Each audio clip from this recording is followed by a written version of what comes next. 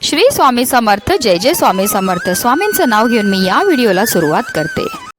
यंदा 15 मार्च 2026 म्हणजेच रविवारी आली आहे पापमोचनी एकादशी. नावाप्रमाणेच ही एकादशी जन्मोजन्माच्या पापातून मुक्ती मिळवण्यासाठी केली जाते. पापमोचनी एकादशीची पूजा केल्याने सर्व दुःख आणि पापे नष्ट होतात. हे व्रत पाळल्याने आणि पापमोचनी एकादशीचे व्रत कथेचे पठण किंवा श्रवण केल्याने जाणून बुजून किंवा अजाणतेपणे केलेल्या पापापासून मुक्ती मिळते. भगवान विष्णूंचा आशीर्वाद मिळतो. तसेच आपले सौभाग्य देखील वाढते. त्यासोबतच एखाद्याला पुण्यफळ देखील मिळते. हे एकमेव व्रत आहे जे आपल्याला मोक्ष मिळवून देते. पापमोचनी एकादशीच्या दिवशी शिव आणि सर्वार्थ सिद्ध योग तयार होत आहे आणि या योगांमध्ये आवर्जून आपल्याला श्रीहरी विष्णूंची विशेष पूजाही करायची आहे. एका वर्षात एकूण 24 एकादशी असतात. सध्या फाल्गुन मास सुरू असल्याने ही हिंदू वर्षातील शेवटची एकादशी आहे. जुने वर्ष संपून नवीन वर्ष सुरू होण्याआधी आजवर झालेल्या पापांचा नाश होऊन नवीन वर्षाकडे सकारात्मकतेची वाटचाल व्हावी असे या एकादशीचे प्रयोजन आहे. या दिवशी व्रत करून श्रीहरी विष्णू आणि माता लक्ष्मीची योग्य पद्धतीने पूजा करावी. असे केल्याने भक्तांच्या सर्व इच्छा पूर्ण होतात आणि घरात सुख समृद्धी राहते. आणि या दिवशी आपल्या शास्त्रामध्ये काही विशेष उपाय सांगण्यात आले आहेत. हे उपाय केल्याने आपल्या जीवनामध्ये असणारी जी संकट आहेत, विघ्न आहेत, दोष आहेत त्यापासून आपल्याला निश्चितच मुक्तता मिळण्यामध्ये मदतही मिळत असते. आणि म्हणूनच पापमोचनी एकादशीच्या दिवशी तुम्ही व्रत नाही केलं तरीही चालेल, पण फक्त सकाळीच इथे लावा असा एक दिवा. हा दिवा लावल्यामुळे आपल्या घरामध्ये असणारी जेवढी पण नकारात्मकता, इडापिडा, नजरबाधा, आजारपण, शत्रुबाधा तर नष्ट होणारच आहे, पण आपल्या 7 पिढ्यांचं दारिद्र्य नष्ट होऊन आपल्या घराची, आपल्या मुलांची, आपल्या पतीची भरभरून अशी प्रगती होणार आहे. तर हा दिवा आपल्याला कुठे लावायचा आहे, कोणत्या वेळेत लावायचा आहे त्याबद्दल सविस्तर आणि महत्त्वाची अशी माहिती मी तुम्हाला या व्हिडिओमध्ये देणार आहे. तर व्हिडिओ पूर्ण आणि जर तुम्ही माझ्या चॅनलवर नवीन असतील तर चॅनलला सबस्क्राईब करा आणि शेजारी बेल आयकॉन सुद्धा प्रेस करा, जेणेकरून तुम्हाला माझ्या नवनवीन व्हिडिओचं नोटिफिकेशन हे मिळत राहील आणि तुम्ही एक पण व्हिडिओ मिस करणार नाही. आणि कमेंटमध्ये ओम नमो भगवते वासुदेवाय नमः लिहायला अजिबात विसरू नका.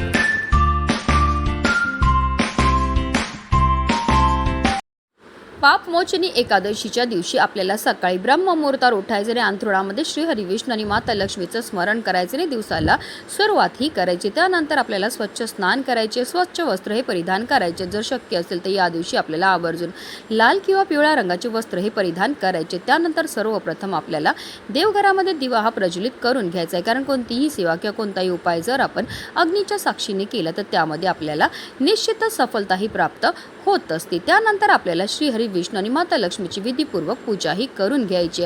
जर तुमच्याकडे श्रीहरी विष्णूंची मूर्ती असेल किंवा बाळकृष्णाची मूर्तीही प्रत्येकाच्या घरोघरी असते तर त्यांना आपल्याला जलाभिषेक किंवा पंचामृताने अभिषेक हा करून घ्यायचे. त्यानंतर त्यांना स्वच्छ पुसून पुन्हा त्यांच्या स्थानावर ठेवायचं. त्यांना हळद, चंदन, धूप, दीप, अगरबत्ती दाखवून घ्यायची. पिवळी फुलं, पिवळी फळं अर्पण करून घ्यायची. त्यानंतर त्यांना तुळशीचं पत्र हे अर्पण करायचं आहे. आणि अर्पण करताना आवर्जून आपल्याला आपल्या मनातली इच्छा ही बोलायची. असं केल्याने आपली किती कठीणातील कठीण इच्छा ही साक्षात श्रीहरी विष्णू पूर्ण करतात.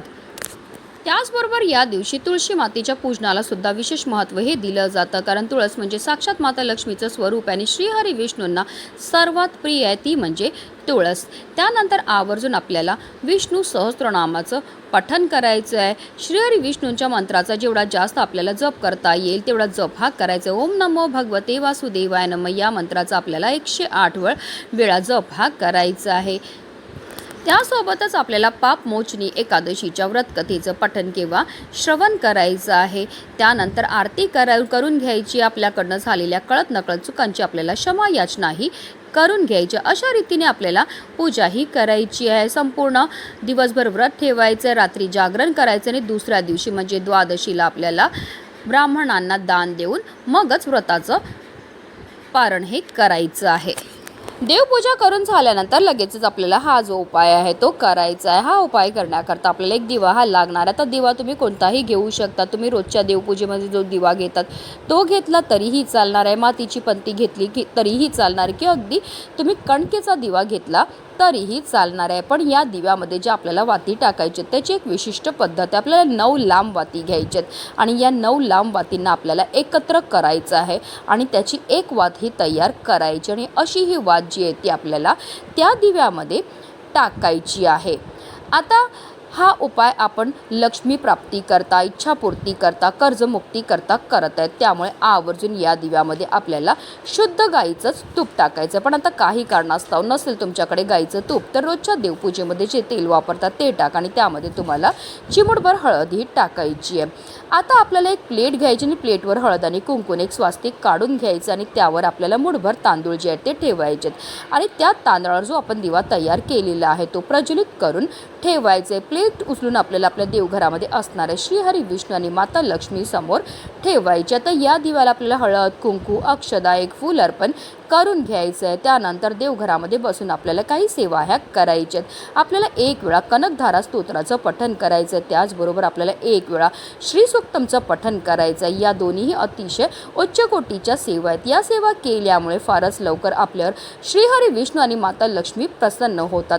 या सेवा केल्यामुळे आपल्याकडनं झालेल्या कळत नकळत पापांपासून सुद्धा आपल्याला मुक्तता ही मिळत असते। त्यानंतर हात जोडून मनोभावे श्रीहरी विष्णू आणि माता लक्ष्मीचं स्मरण करायचं। आपल्या आयुष्यामध्ये असणारी जी संकट आहेत, विघ्न आहेत, दोष आहेत, दारिद्र्य ते दूर करण्याकरता आपल्याला मनोभावे प्रार्थना ही करून घ्यायची आहे। आपण सकाळी हा दिवा प्रज्वलित करणार आहेत, त्यामध्ये आपल्याला तेल किंवा तूप एवढं टाकायचं जेणेकरून हा दिवा कमीत कमी रात्री 12 वाजेपर्यंत तरी प्रज्वलित राहील। काही कारणास्तव हा दिवा शांत झाला तर मनामध्ये कोणत्याही प्रकारच्या शंका कुशंका येऊन देऊ नका। पुन्हा या दिव्यामध्ये आपल्याला तेल किंवा तूप टाकायचे आणि हा दिवा जो आहे तो प्रज्वलित करून घ्यायचा आहे। अशा रीतीने आपल्याला हा उपाय जो आहे तो पापमोचनी एकादशीच्या दिवशी करायचा आहे। हा उपाय केल्यामुळे आपली कितीही कठीणातील कठीण इच्छा ही साक्षात श्री हरी विष्णू आणि माता लक्ष्मी पूर्ण करतात। त्यांच्या कृपेने आपल्या जीवनामध्ये असणारे जे संकट आहेत, विघ्न आहेत, दोष आहेत, दारिद्र्य ते दूर होतात आणि आपल्या सर्व इच्छा मनोकामना पूर्ण होतात। आता दुसऱ्या दिवशी आपल्याला काय करायचं, जर तुम्ही कणकेचा दिवा तयार केला असेल तर तो दिवा आणि त्या दिव्याखाली जे तांदूळ आहेत ते आपल्याला एखाद्या झाडाखाली नेऊन टाकायचे जेणेकरून तिथे असणारे पशु पक्षी कीटक ते दिवा खातील। हे सुद्धा आपल्याकडनं केलेलं एक प्रकारचं दान असतं आणि हे दान केल्यामुळे आपल्यावर श्रीहरी विष्णू आणि माता लक्ष्मीची भरभरून अशी कृपा होणार आहे। म्हणूनच व्हिडिओ जास्तीत जास्त लोकांपर्यंत शेअर करा जेणेकरून प्रत्येकाच्या आयुष्याचं कल्याण हो हीच मनामध्ये इच्छा। श्री स्वामी समर्थ। जय जय स्वामी समर्थ।